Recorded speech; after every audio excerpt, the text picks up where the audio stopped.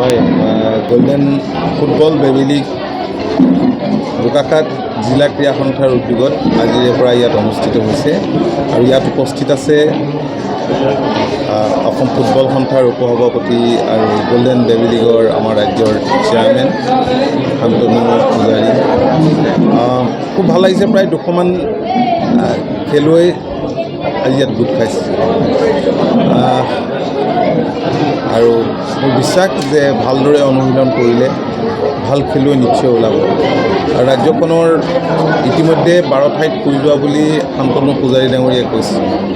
আৰু আপোনালোকে দেখিছে যে ইয়াৰ ক্ষেত্ৰখনত বৰ্তমান সময়ত বিশেষকৈ ছাত্ৰ ছাত্ৰী আৰু যুৱক যুৱতীসকল গভীৰভাৱে জড়িত হৈ পৰিছে আৰু ৰাজ্যখনলৈ দেশলৈ সুনাম অৰ্জন কৰিবলৈ গোল্ড মেডেল, ব্ৰঞ্জ মেডেল বিভিন্ন প্ৰতিযোগিতাত অংশগ্ৰহণ কৰি বিভিন্ন ক্ৰীড়াত সক্ষম হৈছে, অৰ্জন কৰিবলৈ সক্ষম হৈছে। মই ভাবোঁ যে ফুটবলতো ভাল খেলুৱৈ নিশ্চয় ওলাব, অনুশীলন লাগিব আৰু সেই অনুশীলন কৰিবৰ কাৰণে মই বোকাখাটত ধুনীয়া এখন ষ্টেডিয়াম এতিয়া হৈছে, এখন সুন্দৰ খেলপথাৰ।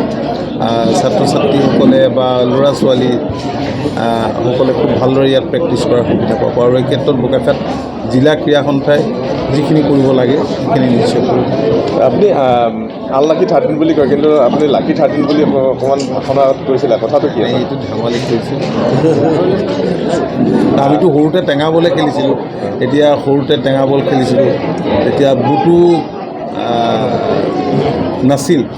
আমি যেতিয়া খেলিছিলোঁ ভৰি ফুলি যায় গধূলিলৈ, খুব টেঙা বল খেলোঁ। এতিয়া সৰুতে ল'ৰা ছোৱালীবিলাকে ইমান সুন্দৰকৈ এনেকুৱা এটা পৰিৱেশ পাইছে খেলৰ, তাত ডেফিনেটলি আগবাঢ়িব আমাৰ ৰাজ্যখনত।